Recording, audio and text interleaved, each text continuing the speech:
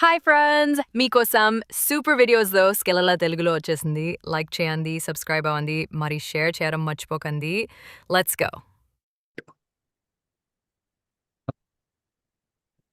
So Java script అనేటువంటిది మనకి front ఎండ్లో అప్లై చేసేటువంటి మనం డెవలప్ చేసేటువంటి హెచ్టిఎంఎల్ లాంగ్వేజ్ అనేటువంటి దానిలో జావా స్క్రిప్ట్ అనేటువంటిది కూడా చాలా ఇంపార్టెంట్ మేడం. సో దీన్ని జావా ఓకే. స్క్రిప్ట్ అనేటువంటి దాన్ని వరల్డ్ వైడ్ వెబ్ అనేటువంటి దానిలో మనకి 1990స్లో ఈ జావా స్క్రిప్ట్ అనేటువంటి దాన్ని ఇంట్రడ్యూస్ చేయడం జరిగింది మేడం. అయితే ఈ జావా ఓకే. స్క్రిప్ట్ అనేటువంటి దాన్ని మనం మార్కప్ లాంగ్వేజెస్ అనేటువంటి వాటిలో ఎక్కువగా కోడ్ అనేటువంటి దాన్ని ఇంప్లిమెంట్ చేయడానికి దీన్ని యూజ్ చేస్తూ ఉన్నారు. ఎందుకనంటే దీన్ని డీల్ చేసేటువంటి డెవలపర్స్ అనేటువంటి వాళ్ళు ఎవరైతే ఉన్నారో లేకపోతే ఈ పేజెస్ అనేటువంటి ఏ అయితే ఉన్నాయో అవి కాన్సిక్వెన్షియల్గా ఉండడం అనేటువంటిది కాకుండా పేజెస్ అనేటువంటి వెబ్ పేజెస్ అనేటువంటి మనకి ఇన్ టైంలో డెవలప్ చేయడం అనేటువంటిది ఒక కోడ్ ద్వారా అని అనుకుంటే చాలా కాంప్లికేటెడ్గా అవుతుంది. సో అలా కాకుండా ఇన్ టైంలో వీటిని కంప్లీట్ చేయడానికి లేకపోతే ఎపిరెన్స్ అనేటువంటి వాటిని ఈజీగా చేంజ్ చేయడానికి లేకపోతే డేటా అనేటువంటిది ఏదైతే ఉందో పేజ్ అనేటువంటిది వెబ్ పేజ్ అనేటువంటి దాన్ని లోడ్ చాలా ఫాస్ట్గా లోడ్ చేసేటువంటి విధంగా ఉండడానికి. సో ఇప్పుడు విజిటర్స్ ఎవరైతే ఉన్నారో అంటే యూజ్ చేసేటువంటి వాళ్ళు ఎవరైతే ఉన్నారో వాళ్ళని ఆమ్, ఈ వెబ్ పేజెస్కి ఇంటరాక్ట్ చేయడానికి ఈ జావా స్క్రిప్ట్ అనేటువంటి దాన్ని ఎక్కువగా యూజ్ చేస్తూ ఉన్నారు మేడం. Okay sir. నెక్స్ట్ ఇంకోటి ఏంటంటే దీనిలో ఈ వెబ్ పేజెస్ అనేటువంటి వాటిని డైనమిక్గా ఇంటరాక్టివ్ చేయడానికి. సో వెబ్ పేజెస్ ఎక్కువగా డైనమిక్గా ఉండడానికి ప్రీవియస్ మనకి డైనమిక్ వెబ్ పేజెస్ అనేటువంటివి లేవు. అవి బ్లాక్ అండ్ వైట్లో జస్ట్ మనకి ఆ, ఒక ఒక వెబ్ పేజ్ని ఒక కంటెంట్ కోసం డెవలప్ చేస్తున్నాను అంటే ఆ కంటెంట్ మాత్రమే దానిలో యూజ్ చేయడం అనేటువంటిది ఉండేటువంటిది. కానీ ఇప్పుడు ఒక వెబ్ పేజ్ అనేటువంటి దానిలో ఫస్ట్ ఒక ఫ్లాష్ ప్లేయర్తో ఒక యాడ్ అనేటువంటిది వస్తుంది. లేకపోతే రైట్ సైడ్లో మనకి యాడ్లు అనేటువంటి స్క్రోల్ అవుతూ ఉంటాయి. నెక్స్ట్ ఒక వెబ్ పేజ్ అనేటువంటిది ఇది ఇన్ఫర్మేషన్ అనేటువంటి దాన్ని డైనమిక్గా యూజ్ చేసేటువంటి సిచ్యువేషన్స్ ఇప్పుడు ఉన్నాయి. ప్రీవియస్ అన్ని రకాలుగా ఒక వెబ్ పేజ్ అనేటువంటిది అన్ని ప్రాస్పర్టీస్ అనేటువంటివి అందులో ఉండేటువంటివి కాదు. సో దీనిలో ఈ జావా స్క్రిప్ట్ అనేటువంటిది ఎప్పుడైతే వెబ్ పేజెస్లో ఎపిరెన్స్ కోసం లేకపోతే అక్కడ ఉన్నటువంటి యూజర్స్ అనేటువంటి వాళ్ళు యాక్షన్స్ ఎలా ఉన్నాయి ఏంటి వాళ్ళ రియాక్షన్ ఏంటి వాళ్ళు ఎలా రెస్పాండ్ అవుతున్నారు. సో ఇవన్నీ కూడా వెబ్ పేజెస్ ద్వారా కలెక్ట్ చేసుకోవడానికి మనకి ఈ జావా స్క్రిప్ట్ అనేటువంటి దాన్ని ఇన్వాల్వ్ చేయడం జరిగింది. సో ఇది ఓకే. జావా స్క్రిప్ట్ ఎప్పుడైతే హెచ్టిఎంఎల్ ఇన్వాల్వ్ చేశారో లేకపోతే యూజ్ చేయడం మొదలు పెట్టారో యూజర్స్ అనేటువంటి వాటిని అట్రాక్టివ్గా డైనమిక్గా యూజ్ చేయడానికి పెట్టారు. సో అప్పటి నుంచి దీన్ని హెచ్టిఎంఎల్ అని పిలవట్లేదు madam. This is not a HTML page, this is the DHTML page అని మనం అంటున్నాం అనమాట అండి. Okay. Okay sir. So DHTML అని అంటే ఏంటి అని అంటే ఒక హెచ్టిఎంఎల్ పేజ్ అనేటువంటి దానిలో సిఎస్ఎస్ అండ్ జావా స్క్రిప్ట్ అనేటువంటి దాన్ని మనం ఇంజెక్ట్ చేసి వాటిని యూజ్ చేయడం ద్వారా ఒక డైనమిక్గా వెబ్ పేజ్ అనేటువంటి దాన్ని కన్వర్ట్ చేయడం ద్వారా మనకి డిహెచ్టిఎంఎల్ అనేటువంటి పేజెస్ అనేటువంటివి మనకు వచ్చినాయి అనమాట. సో దీన్ని మనం ఇంకోటి డిఓఎం అనేటువంటి దాంతో విధంగా కూడా మనం డిహెచ్టిఎంఎల్ పేజ్ అనేటువంటి దాన్ని మనం కాల్ చేస్తాం. డిఓఎం అంటే ఏంటంటే మేడం దీనిలో డాక్యుమెంట్ ఆబ్జెక్ట్ మోడల్, ఇది మీకు వైవో క్వశ్చన్లో కూడా వస్తుంది madam. DOM okay sir. DOM అనేటువంటి దానిగా కూడా దీన్ని యూజ్ చేయడం అనేటువంటిది జరిగింది. సో డిఓఎం అని అంటే ఏంటనంటే మనకి document. Document object object. Model.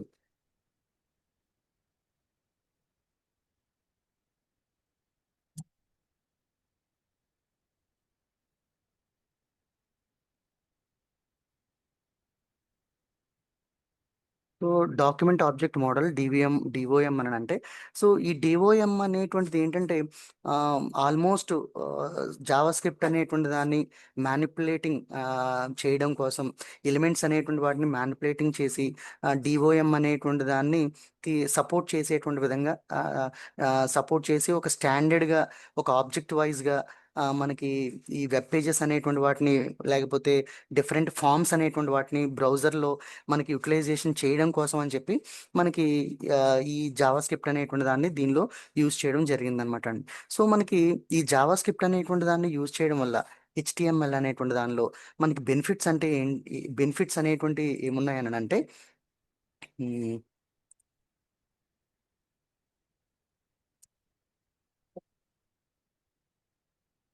Benefits అనేటువంటి మనకి ఇందులో జావా స్క్రిప్ట్ అనేటువంటి దాన్ని యూజ్ చేయడం వల్ల, సో ఇది మనకి మీకు ఇంటర్వ్యూస్లో కూడా చాలా అడుగుతాడు.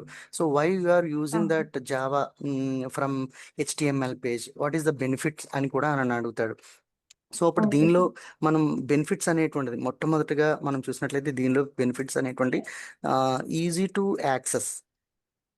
ఓకే. దేన్ని యాక్సెస్ చేస్తామని అంటే డాక్యుమెంట్ ఆబ్జెక్ట్స్ని,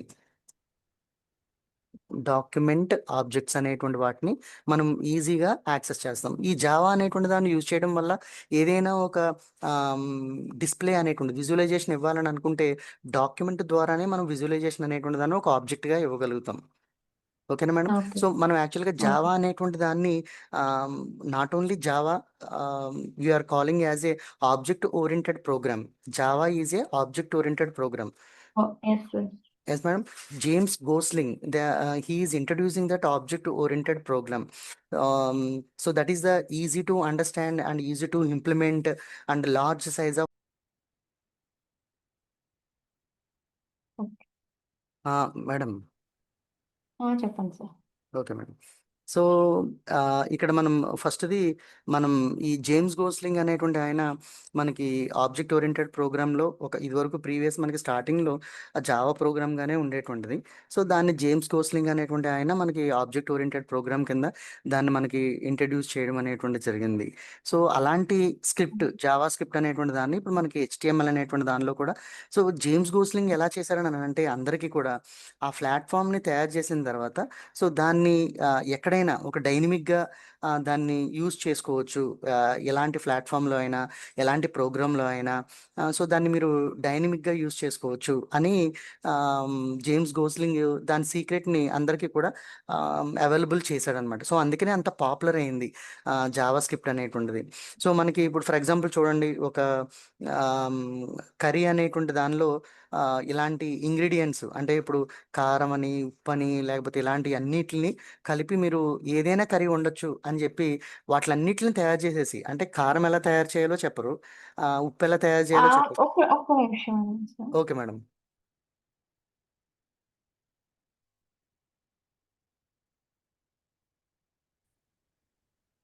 ఓకే మేడం. సో మనకి చెప్పండి. ఆ, ఈ ఇంగ్రీడియంట్స్ అనేటువంటి వాటిని మనకి ప్రొవైడ్ చేసి ఎలా మనకి ఏ మోడల్ కావాలనుకుంటే ఆ మోడల్లో దీన్ని ప్రిపేర్ చేసుకునేటువంటి విధంగా మనకి జేమ్స్ కోస్లింగ్ అనేటువంటి ఆయన మనకి ఎలాంటి బెనిఫిట్ అనేటువంటి దాన్ని మనకి ఇచ్చాడు. సో కాబట్టి దాన్ని డైనమిక్గా ఏ ప్లాట్ఫామ్లో అయినా వాటిని ఇచ్చినటువంటి లైబ్రరీస్ని కానీ వాళ్ళు జేమ్స్ గోస్లింగ్ ఇచ్చినటువంటి రెడీ చేసినటువంటి ప్రతి ఒక్కదాన్ని కూడా ప్రతి ఒక్కళ్ళు వాళ్ళ యొక్క ప్రతి ప్రోగ్రామ్స్లో కూడా ఫాస్ట్గా అంటే డైనమిక్గా యూజ్ చేసుకోవడానికి జావా స్క్రిప్ట్ అనేటువంటి దాన్ని యూజ్ చేసేటువంటి వీల్ని జేమ్స్ గోస్లింగ్ మనకి ఇచ్చారనమాట. సో కాబట్టి దాన్ని ఓకే. జావా స్క్రిప్ట్ అనేటువంటి దాన్ని హెచ్టిఎంఎల్ అనేటువంటి వెబ్ పేజ్లో ఒక డాక్యుమెంట్గా విజువలైజేషన్ చేయడానికి కుదురుతుంది అనమాట. అండ్ మనకి ఇప్పుడు వరకు చూడండి, మనం హెచ్టిఎంఎల్ పేజ్ రాసిన తర్వాత ఆ పేజ్ని సేవ్ చేసి మనం బ్రౌజర్లో మనం ఓపెన్ చేసి మనం డిస్ప్లే చూసాం, విజువలైజేషన్ చూసాం. కానీ దీనిలో ఎలా అని అంటే ఒక డాక్యుమెంట్ అది మనకి విజువలైజేషన్ రావాలని అనుకుంటే డాక్యుమెంట్ అనేటువంటి దాని ద్వారానే ఆబ్జెక్ట్ అనేటువంటిది మనకి డిస్ప్లే యాక్సెస్ అవుతుంది అనమాట. విజువలైజేషన్ అనేటువంటిది ఓకే. యాక్సెస్ అవుతుంది. డాక్యుమెంట్ ద్వారా ఆబ్జెక్ట్ అనేటువంటిది యాక్సెస్ చేయగలుగుతాం. ఓకేనా ఓకే. మేడం? ఇది ఓకే గుర్తుపెట్టుకోండి, సార్. మీకు ఇంటర్వ్యూలో కూడా చాలా ఇంపార్టెంట్. జావా స్క్రిప్ట్ అనేటువంటిది మనకి డిస్ప్లే చేయాలని అనుకుంటే ఎలా డిస్ప్లే చేస్తాము అని అడుగుతారు. How can you display that JavaScript అని అంటే through document, that object we are access అనేటువంటి విధంగా ఓకే. మనం దాన్ని చెప్పగలిగేటట్టుగా ఉండాలి. అండ్ సెకండ్ వన్ ఏంటనంటే easy to manipulate the objects. Easy to manipulate the objects. So మనం ఆబ్జెక్ట్స్ అనేటువంటి వాటిని ఈజీగా మ్యానిపులేట్ చేసేయగలుగుతాం ఈ జావా అనేటువంటి దాన్ని యూజ్ చేయడం ద్వారా. ఎందుకనంటే సో ఇక్కడ మనం డైనమిక్గా యాక్సెస్ చేయగలుగుతున్నాము. డైనమిక్గా యాక్సెస్ చేయడం ద్వారా మనం ఈజీగా ఏం చేయగలుగుతాం అని అంటే సో మ్యానిపులేట్ అనేటువంటి దాన్ని అంటే దాన్ని మాడిఫై చేయడం కానీ లేకపోతే దాన్ని చేంజ్ చేయడం కానీ సో ఇలాంటి మ్యానిపులేషన్స్ అనేటువంటి వాటిని ఈజీగా మనం చేయగలుగుతాం అనమాట మేడం. అండి సో దాని ఓకే. తర్వాత థర్డ్ పాయింట్ అనేటువంటిది ఏంటంటే it is supported to the web browsers. So మనం జావా స్క్రిప్ట్ అనేటువంటిది యూజ్ చేయడం ద్వారా it is supported by all web browsers.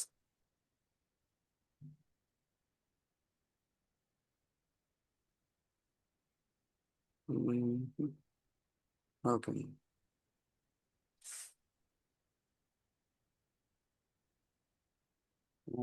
దీన్ని ఒక్కసారి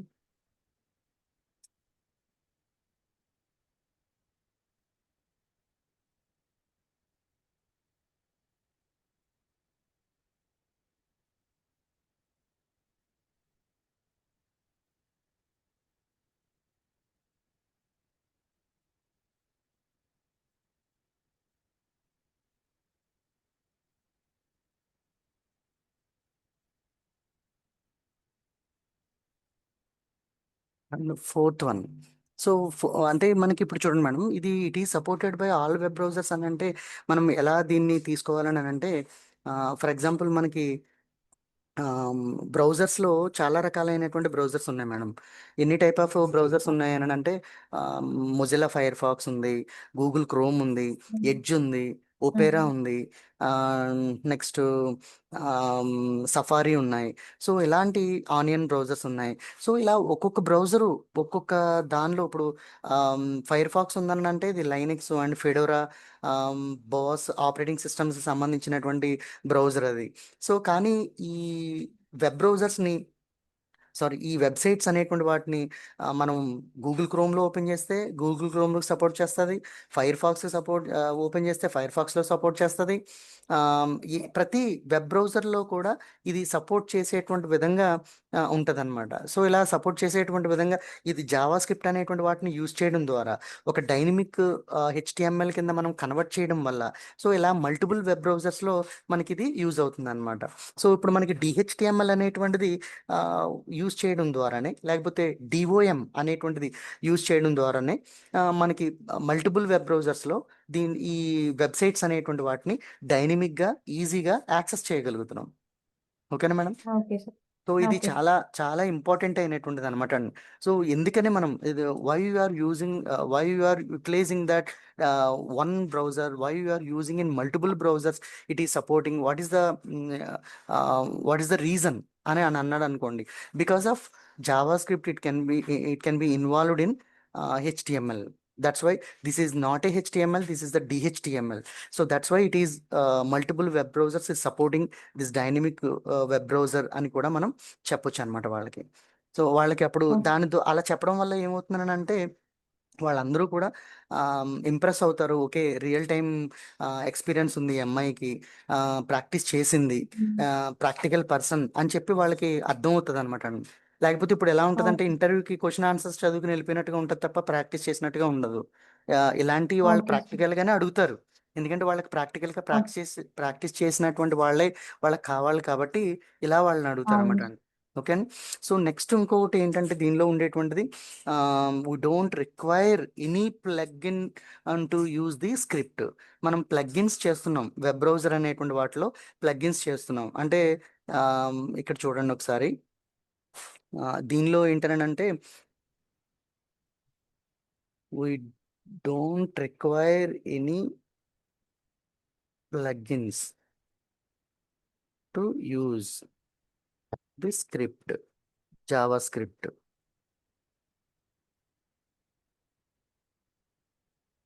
సో దీనిలో మనకి ఒకసారి చూడండి, మీకు అది ఏంటి అనేటువంటి దాన్ని మీకు నేను చూపిస్తాను దీనిలో.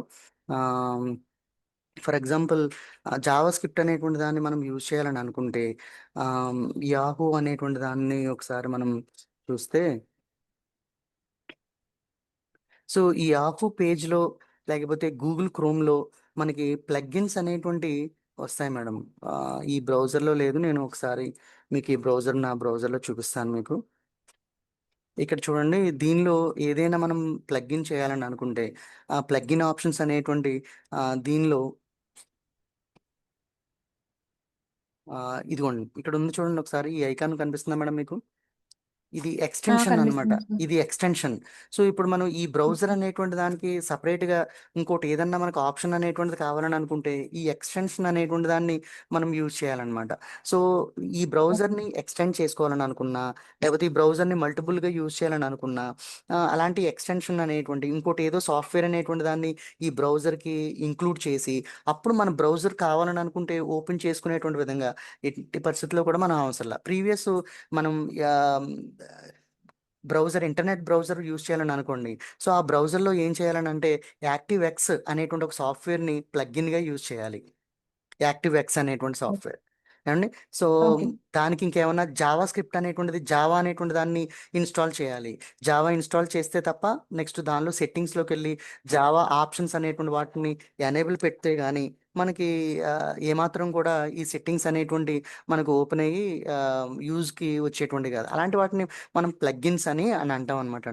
సో ఇప్పుడు జావా స్క్రిప్ట్ అనేటువంటిది HTML పేజ్లో ఎప్పుడైతే మనకి యూజ్ చేయడం అనేటువంటిది వచ్చిందో, సో అలాంటప్పుడు మనకి ఆ ప్లగ్ఇన్స్ అనేటువంటి వాటిని ఏమీ యూజ్ చేయకుండానే డైరెక్ట్గా ఆ, మనం అక్కడ యూజ్ చేసుకునేటువంటి విధంగా ఈ డైనమిక్ వెబ్ పేజెస్ అనేటువంటి వాటిని యూజ్ చేసుకునేటువంటి విధంగా మనకి ఈ జావా స్క్రిప్ట్ అనేటువంటి దాన్ని యూజ్ చేయడం ద్వారానే మనకు వచ్చినాయి అనమాట. నెక్స్ట్ ఇంకోటి ఏంటంటే ఈ జావా స్క్రిప్ట్ అనేటువంటిది ప్రతి దానికి కూడా సెక్యూర్ అనేటువంటి దాన్ని కలుగజేస్తుంది. వెబ్ బ్రౌజర్స్కి కానీ లేకపోతే వెబ్సైట్కి కానీ ప్రతిదీ కూడా ప్రతిదానికి సెక్యూరిటీ జావా స్క్రిప్ట్ అసలు యూజ్ చేసేదే మనం ఆల్మోస్ట్ దేనికోసం అని అంటే సెక్యూరిటీ కోసమే మనం యూజ్ చేస్తాం అనమాట అండి. ఓకే. రిలేటివ్లీ సెక్యూరిటీ అన్నకంటే సెక్యూర్డ్ అని చెప్పొచ్చు. మనం దీనిలో ఎస్ అనేటువంటి దానికి జావా స్క్రిప్ట్ అనేటువంటి దాన్ని జావా స్క్రిప్ట్ రాసేటప్పుడు ఎప్పుడు కూడా మనం జే అనేటువంటి దాన్ని ఎస్ అనేటువంటి దాన్ని క్యాపిటల్లో యూజ్ చేయాలి మేడం. ఏమండి, జావా స్క్రిప్ట్ అని యూజ్ ఓకే చేసేటప్పుడు సార్. మీరు ఆ, ఏదైనా ఒక ఇంటర్వ్యూకి మీరు వెళ్ళారని అనుకుంటే దానిలో ఎక్కడైనా సరే జావా స్క్రిప్ట్ అని వచ్చినప్పుడు జావా స్క్రిప్ట్లో స్పేస్ ఇవ్వకూడదు. జావా స్క్రిప్ట్ అని రాసేటప్పుడు ఓకే సార్. స్పేస్ ఇవ్వకూడదు. జే అనేటువంటి దాన్ని క్యాపిటల్ గాను, ఎస్ అనేటువంటి దాన్ని క్యాపిటల్ గాను మనం యూజ్ చేయాలి. మనం ప్రోగ్రామ్లో ఓకే కూడా సార్. అంతే, కోడింగ్లో కూడా అంతే. జావా స్క్రిప్ట్ అనేటువంటి దాన్ని ఎక్కడైతే మనం మెన్షన్ చేస్తున్నామో అక్కడ జే అనేటువంటి దాని క్యాపిటల్, ఎస్ అనేటువంటి దాని క్యాపిటల్ యూజ్ చేసేటట్టుగా ఉండాలన్నమాట అండి. Okay madam. Okay sir. So okay. మనకి ఇవన్నీ కూడా జావా స్క్రిప్ట్ని హెచ్టిఎంఎల్లో యూజ్ చేయడం ద్వారా వచ్చేటువంటి బెనిఫిట్స్ మేడం ఇవి. Okay sir. ఇవన్నీ కూడా. సో ఈ బెనిఫిట్స్ తర్వాత బెనిఫిట్స్ అన్నాయనంటే కంపల్సరీ దీనిలో మనకి ప్రాబ్లమ్స్ అనేటువంటివి కూడా ఆల్మోస్ట్ ఉంటాయి. Okay sir. ప్రాబ్లమ్స్ కూడా ఉంటాయి. సో ఈ ప్రాబ్లమ్స్ అనేటువంటివి కూడా ఒకసారి మనం చూద్దాం మేడం. ఈ ప్రాబ్లమ్స్ జావా స్క్రిప్ట్ అనేటువంటి దాన్ని HTML మనం ఇన్వాల్వ్ చేయడం ద్వారా ఈ జావా స్క్రిప్ట్ అనేటువంటి దాన్ని మనం ఎలిమెంట్స్కి మ్యానిపులేటింగ్గా యూజ్ చేస్తూ ఉంటాం జావా స్క్రిప్ట్ అనేటువంటి దాన్ని.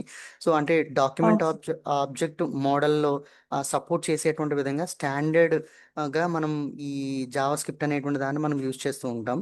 అయితే దీనిలో ఒకటి ఏంటంటే బ్రౌజర్స్ అనేటువంటిది అంటే ఒక బ్రౌజరు డిఫరెంట్గా ఉంటాయి. అంటే మొజిల్లా ఫైర్ ఫాక్స్ ఉందనుకోండి, గూగుల్ క్రోమ్ ఉందనుకోండి, ఈ రెండు డిఫరెంట్గా ఉంటాయి కదా మేడం. అవును సార్. దాన్ని స్టాండర్డ్స్ కూడా రెండిట్ల స్టాండర్డ్స్ కూడా మనకి డిఫరెంట్గా ఉంటాయి. సో కాబట్టి వాటిని యాక్సెస్ చేయడం, దానిలో నుంచి ఎగ్జిట్ అవ్వడం మా వెబ్సైట్స్ అనేటువంటి కొంచెం ప్రాబ్లమెటిక్గా ఉంటూ ఉంటుంది.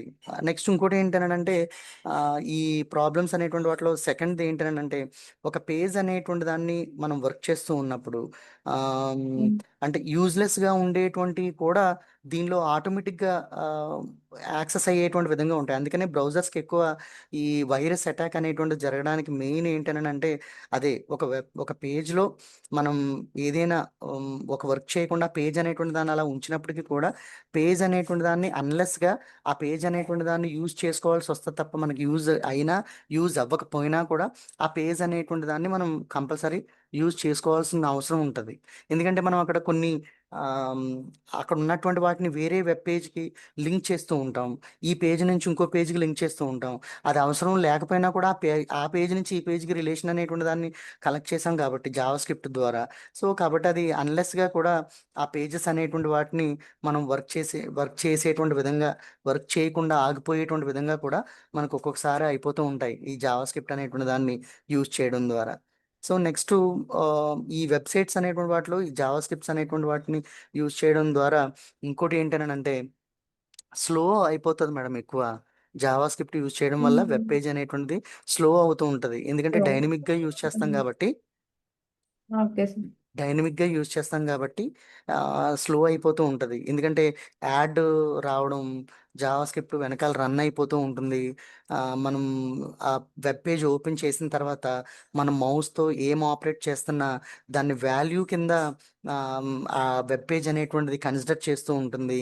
సో ఇవన్నీ కూడా ఉంటాయి కాబట్టి మనకి ఆటోమేటిక్గా మనం యూజ్ చేయకపోయినప్పటికీ కూడా ఆ వెబ్ పేజ్ అనేటువంటిది ఏమవుతుందంటే స్క్రిప్ట్ అనేటువంటిది బ్యాక్ అండ్ రన్ అయిపోవడం వల్ల ఇంటర్నెట్ ఎక్కువ యూటిలైజ్ అయిపోతూ ఉంటుంది.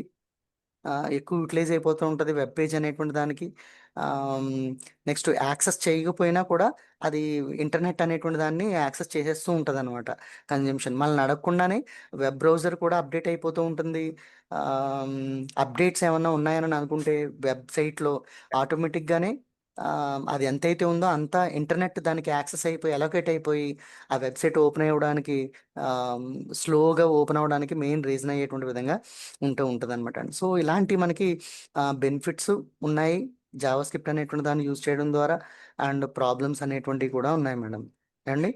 Okay. Okay. Okay madam. So next Java script అనేటువంటి దానిలో మెయిన్ మనం దీనిలో యూజ్ చేసేటువంటి డేటా టైప్స్ అనేటువంటివి ఏముంటాయంటే డేటా టైప్స్ అనేటువంటివి ఉంటాయి మేడం దీనిలో జావా స్క్రిప్ట్ అనేటువంటి దానిలో.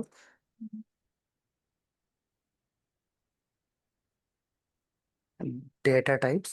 సో ఈ డేటా టైప్స్ అనేటువంటి ఆ, ఏ డేటా టైప్స్ ఉంటాయంటే జావా స్క్రిప్ట్స్లో న్యూమరిక్ న్యూమరిక్ డేటా టైప్ అనేటువంటిది ఉంటుంది. నెక్స్ట్ స్ట్రింగ్ అనేటువంటి దాన్ని ఉంటుంది. స్ట్రింగ్ స్ట్రింగ్స్ అనేటువంటి వాటిని యూజ్ చేస్తాం. నెక్స్ట్ బులెన్ బులెన్ డేటా టైప్ అనేటువంటిది.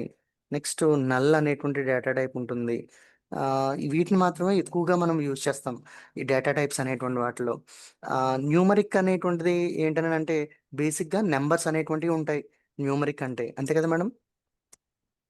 Yes sir. నెంబర్స్ అనేటువంటివి ఉంటాయి. ఎందుకంటే జావా స్క్రిప్ట్ ఆల్మోస్ట్ మనం యూజ్ చేసేటువంటి ఎందుకు యూజ్ చేస్తామని అంటే క్యాల్కులేషన్స్ కోసం ఎక్కువగా యూజ్ చేస్తూ ఉంటాం జావా స్క్రిప్ట్ అనేటువంటిది. వెబ్ పేజ్ అనేటువంటి వాటిలో ఎక్కువగా మనం నెంబర్స్ అనేటువంటి వాటిని క్యాల్కులేషన్ చేయడానికి యూజ్ చేస్తాం కాబట్టి న్యూమరిక్ అనేటువంటిది ఎక్కువగా యూజ్ చేస్తూ ఉంటాం. సో అలానే స్ట్రింగ్స్.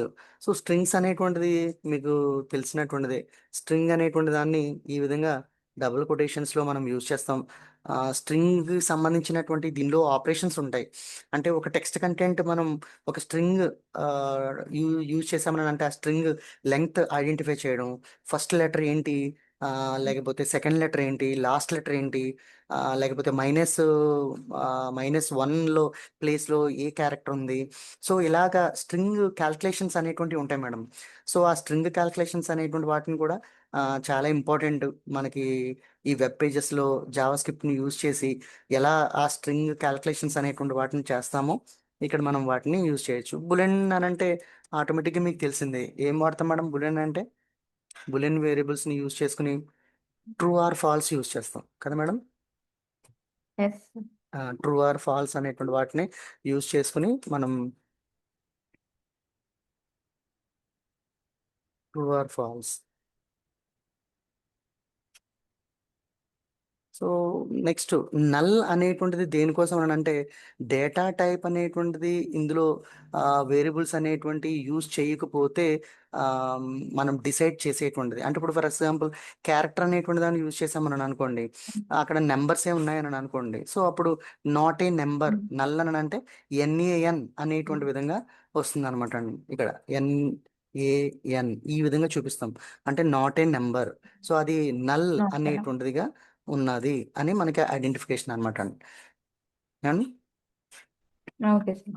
సో ఇలాగ మనకి జావా స్క్రిప్ట్ అనేటువంటి వాటిలో ఇది చాలా ఇంపార్టెంట్ మేడం. మీకు వైవోలో how many data types are using in JavaScript from the HTML అని అడిగారని అనుకుంటే, సో మనం అప్పుడు ఎట్టి పరిస్థితుల్లో 4 data types is the first one is the numeric and string and boolean and null. And what purpose you have to use string అని అన్నాడు అనుకోండి, for what purpose you have to use string అని అంటే string is string functions and different functions you are using in javascript, different type of functions for the calculating the length and different type of functions you have to using అని చెప్పి మనం అని అంటాం and okay so మనకి మిగతా వాటిలో మన C ప్రోగ్రామ్లో కానీ లేకపోతే జావాలో కానీ ఎక్కడైనా సరే మనం బులియన్ అనేటువంటిది ట్రూ ఆర్ ఫాల్సే.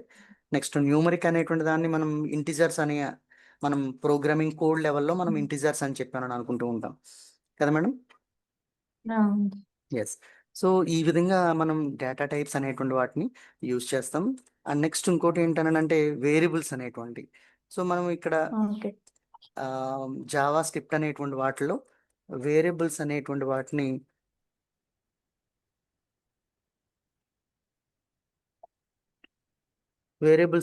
వాటిని ఏ విధంగా మనం యూజ్ చేస్తాం. వేరియబుల్స్ అని అంటే మనం వేరియబుల్స్తో పాటు కంపల్సరీ మనకు డేటా టైప్స్ అనేటువంటి వాటిని యూజ్ చేస్తాం. డేటా టైప్ అనేటువంటి వాటిని మ్యానిపులేట్ చేయడానికి, ప్రోగ్రామ్ అనేటువంటి వాటిని మ్యానిపులేట్ చేసి రన్ చేయడం కోసం మనం వేరియబుల్స్ అనేటువంటి వాటిని యూజ్ చేస్తాం కదా madam. So for example variable అనేటువంటి దాన్ని మనం వేర్ అనేటువంటి దాన్ని షార్ట్ కీవర్డ్తో మనం యూజ్ చేస్తాం. దీన్ని ఫర్ ఎగ్జాంపుల్ ఎక్స్ అని ఒక లెటర్ తీసుకున్నామని అనుకుంటే లాస్ట్లో మనం సెమీకోలన్ అనేటువంటి దాంతో ఎండ్ చేస్తాం కదా మేడం. సో ఒక వాల్యూ అనేటువంటి దాన్ని వేరియబుల్కి అసైన్ చేయాలని అనుకున్నట్లయితే అప్పుడు మనం ఏం చేస్తాం, ఒక వేరియబుల్ అనేటువంటి దాన్ని తీసుకుని అప్పుడు అసైన్మెంట్ ఆపరేటర్ అనేటువంటి దాన్ని తీసుకుని మనం వాల్యూ అనేటువంటి దాన్ని వేరియబుల్కి అసైన్ చేస్తాం కదా మేడం. సో దీనిలో ఇక్కడ వేర్ అనేటువంటిది డేటా టైప్ ఇది. ఈ వేరియబుల్ అనేటువంటి దాన్ని మనం రిప్రజెంట్ చేయడానికి, సో ఇది వేరియబుల్ నేమ్ అనేటువంటి దాన్ని యూజ్ చేస్తున్నట్టు, ఇది వాల్యూ. సో దీనిలో మనం ఈక్వల్ టు అనేటువంటిది ఆపరేటర్గా మనం యూజ్ చేస్తున్నాం, అసైన్మెంట్ ఆపరేటర్ అనేటువంటి దానిగా. Okay madam. ఓకే. సో ఇక్కడ వరకు మనం డేటా టైప్స్ అంటే ఏంటి, వేరియబుల్స్ అంటే ఏంటి, జావా స్క్రిప్ట్ అనేటువంటి వాటిలో different type of data types, ఏమేమి డేటా టైప్స్ మనం యూజ్ చేస్తాము, సో ఇలాంటి కాన్సెప్ట్స్ అన్నీ కూడా మనం తెలుసుకున్నాం. సో దీని తర్వాత మనం ఇంకో చూడాల్సింది ఏంటి అని అంటే జావా స్క్రిప్ట్లో వేరియబుల్స్కి కొన్ని రూల్స్ ఉన్నాయి మేడం. సో ఈ రూల్స్ చాలా ఇంపార్టెంట్, మీకు వైవోలో కూడా అడుగుతాడు రూల్స్ అనేటువంటి, వేరియబుల్స్ అనేటువంటి రూల్స్. మనకి జావాలో వీటిలన్నిటిలో కూడా మనం యూజ్ చేస్తాం యాక్చువల్గా, కానీ హెచ్టిఎంఎల్లో కూడా జావా స్క్రిప్ట్ అనేటువంటి దాన్ని యూజ్ చేసేటప్పుడు వేరియబుల్స్ అనేటువంటి వాటిని యూజ్ చేయాలని అనుకుంటే ఎలాంటి వాటిని మనం యూజ్ చేయాలి, వేరియబుల్స్గా ఎలాంటివి మాత్రమే యాక్సెప్ట్ చేస్తాయి, మీకు ఏమన్నా ఐడియా ఉందా మేడం? ఇప్పుడు జావా స్క్రిప్ట్లో కానీ సి ప్రోగ్రామింగ్లో కానీ అవునా? అయితే ఓకే, తప్పనిసరిగా మనం అయితే చూడాల్సిందే రూల్స్. ఇవి మీకు ఈ రూల్స్ కానీ డేటా టైప్స్ కానీ ఇవి మీకు జావాలో కూడా చాలా ఇంపార్టెంట్. మీరు .NETలో కానీ సిలో కానీ ప్రతి దానిలో కూడా ఇంపార్టెంటే ఈ రూల్స్ కానీ వేరియబుల్ రూల్స్ అన్నిటికీ ఒకే రకంగా ఉంటాయి ఏ మేడం. సో కాబట్టి జాగ్రత్తగా వినొచ్చు, నో ప్రాబ్లం. అదే అదే మేడం, అదే అదే ఇది తెలిసినయే, ఎందుకంటే ఇది తెలియకుండా మనం అసలు ప్రోగ్రాంలోకి మనం వెళ్ళాం కాబట్టి తెలిసినయే. సో ఇక్కడ rules for Java script. So ఈ జావా స్క్రిప్ట్లో మనం రూల్స్ అనేటువంటి వాటిని స్టడీ చేయాలి అని అనుకున్నట్లయితే ఫస్ట్ రూల్ అనేటువంటిది ఏంటి అని అంటే వేరియబుల్ నేమ్స్ అనేటువంటిది మస్ట్ అండ్ షుడ్గా లెటర్తోనే మనకి లెటర్తో కానీ డిజిట్స్తో కానీ లేకపోతే అండర్ స్కోర్తో కానీ స్టార్ట్ అవుతుంది మేడం. Okay sir. ఏమండి ఇక్కడ మనం ఒక వేరియబుల్ అనేటువంటి దాన్ని యూజ్ చేయాలని అనుకున్నట్లయితే వేరియబుల్ నేమ్ అనేటువంటి దాన్ని మస్ట్ అండ్ షుడ్గా start with a letter. Letter అంటే ఏబిసిడి అలా ఏ నుంచి జెడ్ వరకు A madam. Okay. Letter okay. Or digit or underscore. So దీనిలో మనకి ఆమ్, ఒక నెంబర్ అనేటువంటిది కానీ అండర్ స్కోర్ అనేటువంటిది ఎట్టి పరిస్థితుల్లో సింబల్ కింద అవుతుంది కదా మేడం. అండర్ స్కోర్ అనేటువంటిది అవును sir. Special symbol. Yes sir. అంటే హ్యాష్ ఉంటుంది, స్టార్ ఉంటుంది, హ్యాష్ లేకపోతే స్టార్. ఆ, ఇలాంటివి ఉంటాయి. కానీ వీటిని యూజ్ చేసినా కూడా వేరియబుల్ అనేటువంటి దానిలో యాక్సెప్ట్ చేయదు. ఓన్లీ అండర్ ఓకే స్కోర్గా సార్. మాత్రమే. అంటే ఇప్పుడు మనం ఒక వేరియబుల్గా మనం చేయాలని అనుకుంటే రాయాలని అనుకుంటే ఆ వేరియబుల్ అనేటువంటి దాన్ని ఎట్టి పరిస్థితుల్లో ఇలాంటి ఏ టు జెడ్ వరకు ఉన్నటువంటి క్యారెక్టర్స్ని మనం యూజ్ చేయొచ్చు. లేకపోతే డిజిట్ని యూజ్ చేయొచ్చు. లేకపోతే అండర్ స్కోర్ ముందు యూజ్ చేసి అండర్ అప్పుడు స్కోర్. మనం యూజ్ చేయొచ్చు. అంతే తప్ప @ కానీ యాష్ కానీ స్టార్ కానీ యాస్ట్రిక్, సారీ స్టార్ అనకూడదు, యాస్ట్రిక్. యాస్ట్రిక్ అంటే మనం స్టార్ టైప్లో ఉన్నటువంటి దాన్ని ప్రోగ్రాంలో యాస్ట్రిక్ అని పిలుస్తాం మేడం కదా. Okay sir. యాస్ట్రిక్ అని పిలుస్తాం. సో కాబట్టి ఆ విధంగా మనం వేరియబుల్స్ అనేటువంటి వాటిని స్టార్ట్ చేస్తాం. సో అయితే దీనిలో సెకండ్ పాయింట్గా మనం చెప్పుకోవాలని అనుకుంటే వేరియబుల్స్ అనేటువంటి వాటిలో ఎప్పుడూ కూడా స్పేస్ అనేటువంటి దాన్ని యూజ్ చేయకూడదు వేరియబుల్ నేమ్స్లో. ఇప్పుడు ఫర్ ఎగ్జాంపుల్ మనం ఇక్కడ ఓకే. వేరియబుల్స్ అనేటువంటి వాటిల్లో కెనాట్ యూజ్ స్పేసెస్. సో ఇక్కడ వేరియబుల్స్ అనేటువంటి వాటిని యూజ్ చేసేటప్పుడు ఎప్పుడైనా కూడా మనం స్పేస్ అనేటువంటి దాన్ని మనం యూజ్ చేయకూడదు. ఎలా ఇప్పుడు వేరియబుల్ అనేటువంటి దాన్ని యూజ్ చేస్తున్నాం అనుకోండి, ఏబి మెన్షన్ చేయాలని అనుకుంటే ఏబి అనేటువంటి దాన్ని ఇలా క్లోజ్గా యూజ్ చేయాలి తప్ప ఈ రెండింటి మధ్యలో స్పేస్ అనేటువంటి దాన్ని యూజ్ చేయకూడదు. Okay sir. ఈ రెండింటి మధ్యలో ఓకే. ముందు అండర్ స్కోర్ అనేటువంటి దాన్ని యూజ్ చేయొచ్చు, కానీ వీటికి ముందు డాలర్ ప్రాంప్ట్ కానీ హ్యాష్ కానీ @ కానీ యాస్ట్రిక్ట్ కానీ యాస్ట్రిక్ యాస్ట్రిక్ కానీ ఇలాంటి వాల్యూస్ అనేటువంటి వాటిని ఎట్టి పరిస్థితుల్లో స్పేస్ కూడా యూజ్ చేయకూడదు. నెక్స్ట్ ఇంకోటి థర్డ్, వేరియబుల్ అనేటువంటి దాన్ని మెన్షన్ చేయాలని అనుకుంటే వేరియబుల్స్ నేమ్స్ అనేటువంటి వాటిలో ఆమ్, ఏమంటారు క్యారెక్టర్స్ అనేటువంటివి ఉన్నాయంటే ఆ క్యారెక్టర్స్ అనేటువంటి వాటిని డిఫరెంట్ పంక్చువేషన్స్ ప్రకారంగా అంటే A+B అని కానీ ఇలా డిఫరెంట్గా మాత్రం ఎట్టి పరిస్థితుల్లో మనం యూజ్ చేయకూడదు. ఏ మేడం. మీకు ఎస్ సార్. నేమ్స్ని యూజ్ చేసేటప్పుడు మీకు ఈ పంక్చువేషన్ అంటే మీకు ఐడియా ఉందా మేడం. లెట్స్ పంక్చువేషన్ అని అంటే ఒక దానికి ఇంకో దానికి మనకి డివైడ్ చేయడం. Okay sir. అంటే సెంటెన్స్ కింద లేకపోతే పారెంథసిస్ కింద, అంటే రెండు రకాలుగా. ఇప్పుడు ఫర్ ఎగ్జాంపుల్ ఇక్కడ చూడండి, నేను వేరియబుల్ అనేటువంటి దాన్ని ఇచ్చిన తర్వాత ఇక్కడ నేను ఏబి అని ఇక్కడ ఒక స్పేస్ ఇచ్చి ఇంకొక క్యారెక్టర్ లేకపోతే వైజెడ్ అనేటువంటి విధంగా ఇలా ఇచ్చి అప్పుడు నేను = అని చెప్పి 5 అని ఇచ్చాను అనుకోండి ఇలా. సో ఇలాగా పంక్చువేషన్ అనేటువంటిది ఉండకూడదు అనమాట. Okay sir. క్యారెక్టర్స్ మధ్యలో మనకి ఎట్టి పరిస్థితుల్లో కూడా నేమ్కి మధ్యలో పంక్చువేషన్ అనేటువంటిది ఉండకూడదు. అది ఆల్మోస్ట్ మనం ఇవ్వం అలాగా, కానీ అది మనం గుర్తుపెట్టుకోవాలి. ఏమండి. నెక్స్ట్ కేస్ సెన్సిటివ్ అనేటువంటిది కూడా ఉండకూడదు మేడం. Okay sir. ఇప్పుడు కేస్ ఓకే సెన్సిటివ్ సార్. అంటే అంటే మేడం మీకు ఏమైనా ఐడియా ఉందా. కే ఐడియా. మేడం కేస్ సెన్సిటివ్ అని అంటే మనకి అవి యూజ్ చేసేటువంటి వాటిలో అంటే డిస్టింగ్విష్ కానీ అంటే అప్పర్ కేసెస్ లోయర్ కేసెస్ అనేటువంటి లెటర్స్ అనేటువంటి వాటిని మనం యూజ్ చేయకూడదు అనమాట. అప్పర్ కేసెస్ లోయర్ కేసెస్ అనేటువంటి.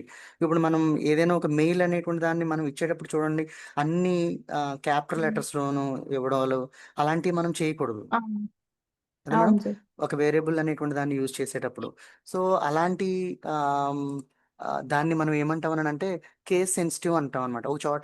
ఆమ్, ఒక చోట ఏమో క్యాపిటల్ లెటర్స్ ఇచ్చి ఇంకో చోట ఏమో స్మాల్ లెటర్స్ ఇవ్వడం, లేకపోతే ఫస్ట్ లెటర్ క్యాపిటల్ లెటర్ ఇచ్చి మిగతా అన్ని కూడా స్మాల్ లెటర్స్ ఇవ్వడం. ఎండ్ కేసులో అంటే ఇప్పుడు చూడండి, ఫర్ ఎగ్జాంపుల్ ఒక ట్యాగ్ యూజ్ చేస్తున్నాం అనుకోండి. ఈ ట్యాగ్ లో స్టార్టింగ్ ట్యాగ్ అనేటువంటిది ఉందనుకుందాం ఫర్ ఎగ్జాంపుల్. ఇక్కడ స్క్రిప్ట్ అనేటువంటి దాన్ని ఇలా యూజ్ చేసాం అనుకోండి, స్క్రిప్ట్ ఎండింగ్ దానిలో మళ్ళీ ఇలా యూజ్ చేసి స్క్రిప్ట్ చూడండి, దీనిలో కేస్ సెన్సిటివ్ ఉంది. ఏంటి, అవును సార్. ఓపెనింగ్ ట్యాగ్ లోనేమో మనం క్యాపిటల్ లెటర్ ఇచ్చాము, ఇక్కడ క్యాపిటల్ క్లోజింగ్ ఇచ్చారు. దానిలోనేమో స్మాల్ ఇచ్చాము. ఇలా స్మాల్ కేస్ ఇచ్చారు. సెన్సిటివ్ అనేటువంటిది ఎట్టి పరిస్థితుల్లో యూజ్ చేయకూడదు వేరియబుల్స్ మధ్యలో. ఓకే. ఏదైతే యూజ్ చేసామో దాన్ని స్మాల్ లెటర్స్ అనేటువంటి వాటిని వేరియబుల్స్ అనేటువంటి వాటిలో ఇస్తే స్మాల్ లెటర్స్ ఇవ్వాలి. ఇక్కడ క్యాపిటల్ లెటర్స్ ఇచ్చామనంటే ఇక్కడ కూడా క్యాపిటల్ లెటర్స్ ఇవ్వాలి. ఇక్కడ స్మాల్ క్యాపిటల్. లెటర్స్ ఇచ్చామంటే ఇక్కడ కూడా స్మాల్ లెటర్స్ ఇవ్వాలి. ఇక్కడ ఫస్ట్ లెటర్ క్యాపిటల్ ఇచ్చామంటే ఇక్కడ కూడా ఫస్ట్ లెటర్ క్యాపిటలే ఇవ్వాలి, స్మాల్ లెటర్ ఇవ్వకూడదు. సో ఇది మాత్రం చాలా జాగ్రత్తగా గుర్తుపెట్టుకోవాలన్నమాట అండి. సో వేరియబుల్ అనేటువంటి వాటిలో ఇది చాలా ఇంపార్టెంట్, కేస్ సెన్సిటివ్ అనేటువంటి దాన్ని. సో ఇక్కడ మనం ఏమనాలంటే JavaScript are case sensitive.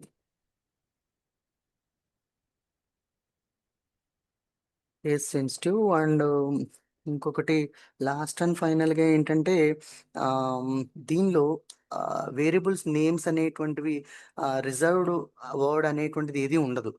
అంటే ఇప్పుడు ఏ వర్డ్ వాడాలి, ఎన్ వర్డ్ వాడాలి, ఐఏ వాడాలి, లేకపోతే ఇలా అని ఏమీ కూడా రిజర్వ్ వర్డ్ అనేటువంటిది ఏది ఉండదు వేరియబుల్కి. అంతే కదా మేడం? మనం అనుకున్నటువంటిది అవును సార్. వేరియబుల్ కింద మనం ప్రోగ్రామర్ డెవలపర్ ఎవరైతే ఏదైతే తనకి ఈజీగా అనిపిస్తుందో, అందరికి అర్థమయ్యేటట్టుగా ఉంటుందో దాన్నే తను యూజ్ చేస్తాడు. అంతే తప్ప రిజర్వ్ వర్డ్ అనేటువంటిది ఎంత మాత్రం కూడా మనకి వేరియబుల్స్ అనేటువంటి వాటిలో ఉండదు. Cannot be used as variable names.